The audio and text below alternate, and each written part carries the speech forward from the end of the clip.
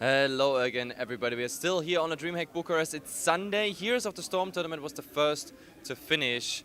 And of course, just as expected, the favorite guys won. Team Liquid, congratulations. I got Lucifron with me, I got Vortex with me, and of course, Team Liquid. Very impressive show. Now, we interviewed the other teams already. SK on Friday before the tournament, and yesterday Gamers2 and Fnatic, while the tournament was still pretty much open, everything was to be determined. Now, we got the same questions for the team, so we have a nice ground to compare it.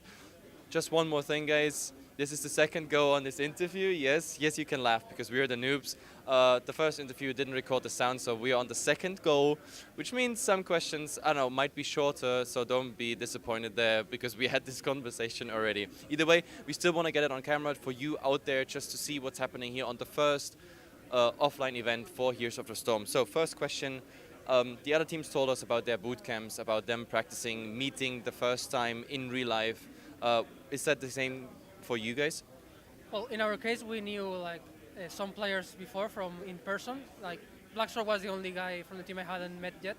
And regarding to the bootcamp, we didn't think that it would benefit us that much because we are more the kind of team that practices every single day. Like we've been playing for I don't know 5 to 6 hours per day since like 2 months ago or something. Since we are playing together, so we didn't really think that for this tournament here we needed to do a bootcamp. Maybe when you're playing.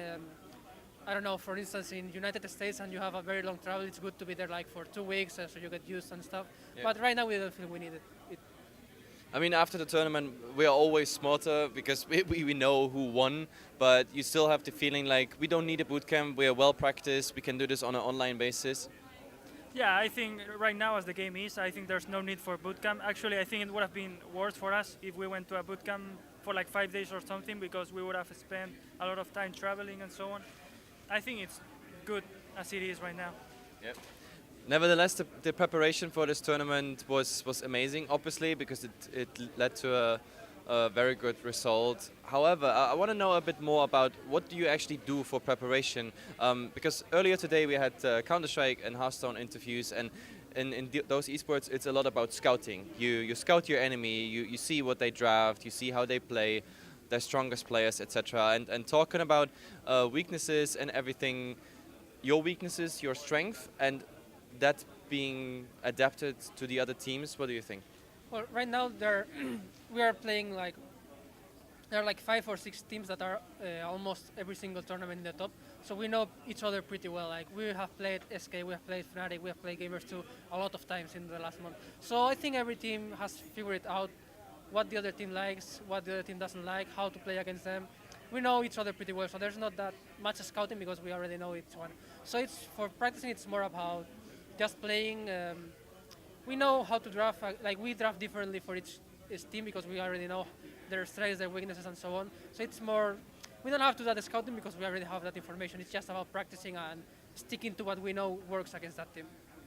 Okay, that's pretty much what we had in the first interview already figured out. And also a second question that is of course repetitive for you guys now, but about the maps. I want that the viewers know about this. We asked all the teams, there are hated maps, there are preferred maps at the moment for the competitive scene. You think all the formats in the future, tournaments, should pick a tournament map or a tournament map pool where, for example, Haunted Mines is banned, or would you rather adapt Haunted Mines and balance it a bit more?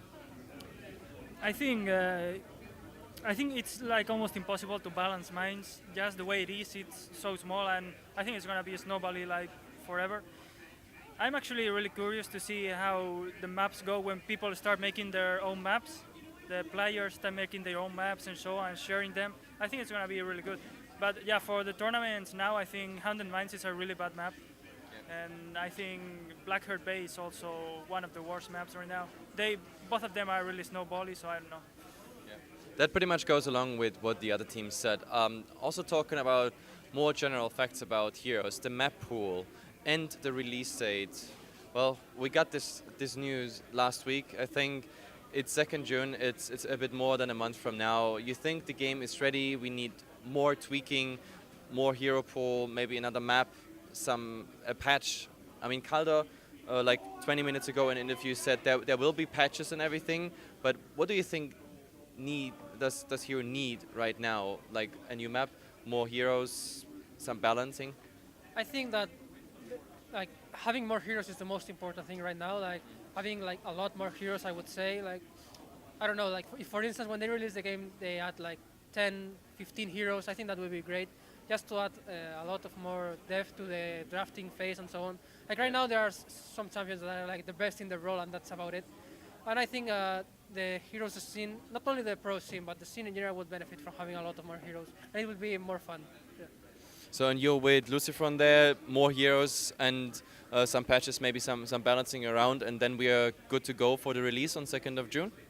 Yeah, I think especially a lot of heroes. I think we need at least 20 more heroes or something like that. I know it's so much, but I feel we need something like that. Also, some maps need some rework, as I said, Haunted Mines, maybe Blackheart Bay. And yeah, that's pretty much everything that has to be improved. A good ladder system, of course, for solo queue and stuff, but overall it seems really good. Just a few fixes and it will be ready, I think. Anyway, then thanks for the second interview. I'm so sorry that we wasted once 20 minutes and now we had to wrap this kind of short in information. I still want to show the viewers, of course, what you guys got. So Bogdan, our cameraman, will bring it. First of all, of course, money. It's a lot of money, 5,000. And now we can actually confirm it. It's euro, yes.